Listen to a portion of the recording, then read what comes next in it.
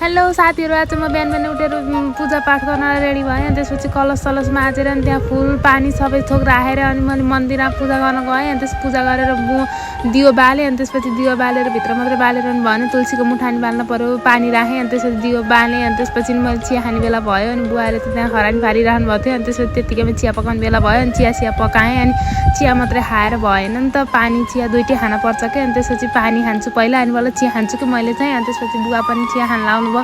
अनि त्यसपछि दुईजना मिलेर चिया खाइरहेको थिएँ। मैले त्यति बाहिरको त कति घाम लागेको थियो आज चाहिँ। अनि त्यसपछि त्यत्तिकैमा चिया खाएको भाँडा मान्नु पऱ्यो। अनि घाम लागेको कति हो कतिकै बाहिर हिँड्नै नसक्ने। अनि त्यसपछि तरकारी सरकारी पकाउनु पऱ्यो भनेर घिरमलाई केलाउनु लाएँ। अनि घिरमलाई पकाउनु लाग्यो मैले चाहिँ आगोमा। अनि आगोमा पकाएको चाहिँ मिठो हुन्छ भनेर आगोमा पकाउनु लाएँ। अनि त्यसपछि बुढ्दै अनि दाल पकाएको थिएँ। अनि दाल झार्नु पऱ्यो। अनि मैले ग्यासमा दाल झार्न लाएँ। अनि त्यसपछि दाल पनि झार्नु पऱ्यो भनेर दाल साल झानेँ। अनि त्यसपछि भात तरकारी खाना पाकिसक्यो। अनि यहाँ त घिरमलो पनि पाकिसक्यो। मैले खुँडेर त सानो बनाएँ। अनि त्यसपछि यता चाहिँ पाठापाठी हुने यिनीहरू जन्मेका 2-3 दिन भयो। अनि यिनीहरूले आफै दुध खान्नन् कि यिनीहरूलाई खुवाउनु पर्छ। अनि त्यसपछि अहिले चाहिँ खाएका हेर न। अनि त्यसपछि अनि माउले पनि चाटिरहेको थियो। अनि त्यसपछि तिनीहरू बसिरहेको थियो। अनि त्यति रमाइलो गर्दै अनि त्यो आज चाहिँ घाम लागेको कति हो कति हिमाल कति खुलेको थियो कि। अनि बुहारमा हिमाल कस्तो भइरह भन्दै हेरिरहेको थिएँ। अनि त्यसपछि आज कति गर्मी थियो कि, घाम पनि त्यस्तै गर्मी पनि त्यस्तै। अनि बाहिर शीतलमा बसिरहेको थियौँ। अनि त्यसपछि त्यत्तिकैमा अनि खाजा खाने बेला भयो। चिया खाजा खायौँ हामीले,